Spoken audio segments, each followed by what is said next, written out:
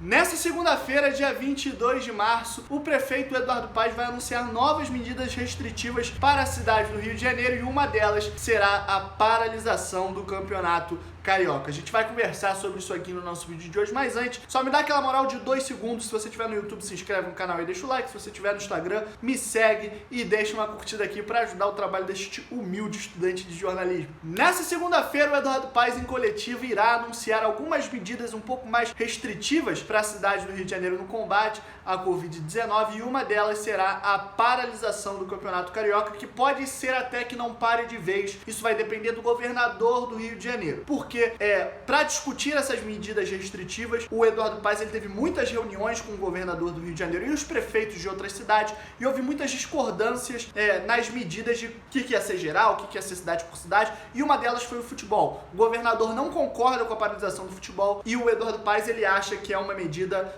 que ele não vai abrir mão, uma medida essencial nesse momento. Então, pode ser que o campeonato seja paralisado na cidade do Rio de Janeiro e não tenhamos mais jogos no estádio Newton Santos, no Maracanã, em São Januário, que é na verdade onde estavam sendo 90% dos jogos. Mas se o governador ele seguir mantendo a opinião dele de que o campeonato deve seguir, ele pode seguir nas cidades em Volta Redonda, em Macaé, lá em Bacaxá, no estádio do Boa Vista, enfim, nos estádios fora do município do Rio de Janeiro. Mais uma hora ou outra ele vai parar geral, porque é a tendência, é o caminho que o Brasil está tomando. Infelizmente a gente tem batido recordes e recordes de morte, cada vez menos leitos de UTI, estão quase chegando a zero em vários estados, alguns estados já chegaram a zero os números de UTI livres, o vírus está cada vez se espalhando mais, a vacinação está atrasada, então a gente tem que conter ele, só dá para conter o vírus ficando em casa e não espalhando ele. Existe uma galera que é contra a paralisação do futebol, de várias coisas, mas eu vou falar aqui especificamente do futebol, usando 2 grandes argumentos que são muito refutáveis. O primeiro é de que o ambiente do futebol é o mais seguro nesse momento, porque os jogadores passam por teste 2, 3 vezes por semana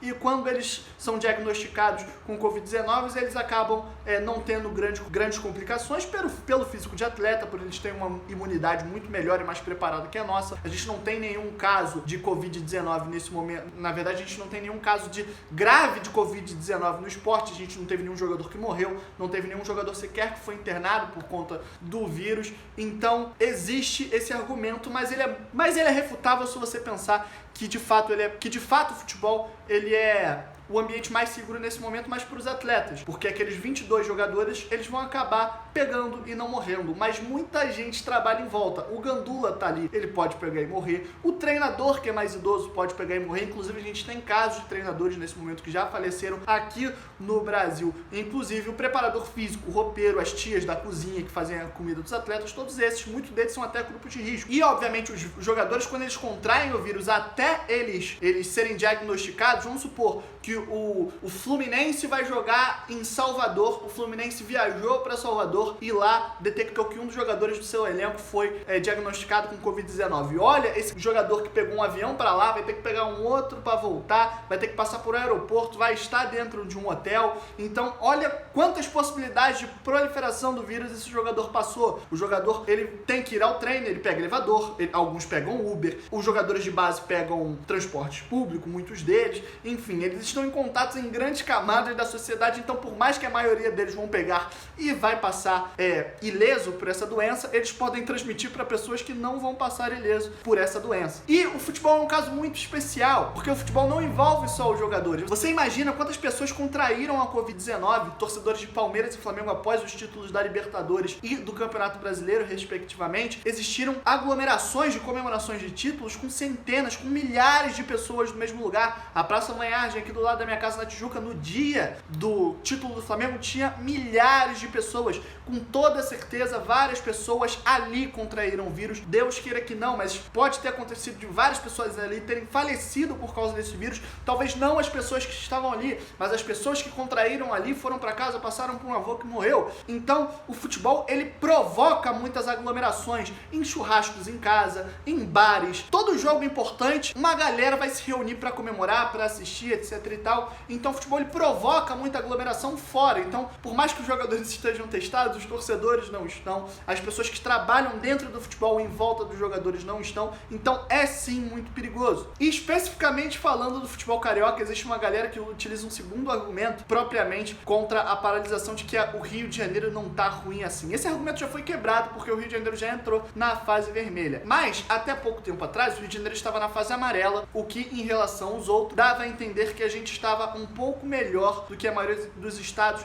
E estava em tese. O estado do Rio de Janeiro estava melhor. O município nunca esteve. O município do Rio de Janeiro já aí pelo menos umas 2 semanas está à beira de um colapso que pode acontecer a qualquer momento. Até por isso hoje vai ter o anúncio dessas medidas extremas. É quase um lockdown. Ele vai adiantar todos os feriados e vai dar mais alguns dias de folga e vai manter o pessoal 10 dias em casa. O município do Rio de Janeiro, ele tá muito mal. Mas os números do Rio de Janeiro não estavam tão ruins porque algumas cidades daqui elas combateram o vírus muito bem. O prefeito de Búzios fez um excelente trabalho, em certo momento conseguiu zerar os casos de Covid lá na cidade. O prefeito de Maricá tem feito um trabalho muito bom lá também. Maricá é grande terra de Eduardo Paes, que ele adora. Mas enfim, então como a gente teve um ou outro estádio que foi muito bem no combate à pandemia, ele acabou maquiando os números gerais dos estados que estavam muito mal. E um dos estados que está muito mal é o município do Rio de Janeiro, que é aonde acontece os jogos do Campeonato Carioca.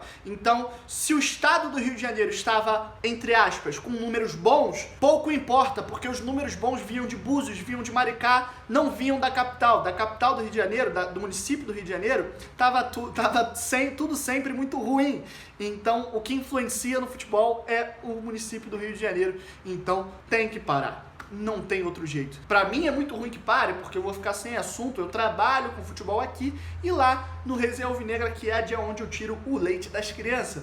Então pra mim é terrível, pra mim é muito ruim. Mas é pior eu ficar sem assunto do que uma galera que tá morrendo por aí. A gente tem que colocar isso no seu lugar, mas enfim, eu não vou entrar nesse papo que já vai para um outro lado político, etc e tal. A gente aqui, a gente pode até discutir política num outro lugar, num outro canal, mas aqui a gente se contenta em falar especificamente do futebol, então vou me manter no que abrange, é basicamente isso. Se você concorda, se você não discorda, os comentários estão aqui pra gente debater, prometo responder a galera que vier contrapor, obviamente, com educação. Se tu gostou, deixa o like, se não gostou, deixa o dislike. Se tu estiver no YouTube, se inscreve no canal. Se tu estiver no Instagram, deixa uma curtida. Enfim, vamos seguir nessa, se mantenham seguros, cumpram todos os protocolos aí, porque a situação tá horrível. E é isso, rapaziada. Até o próximo vídeo.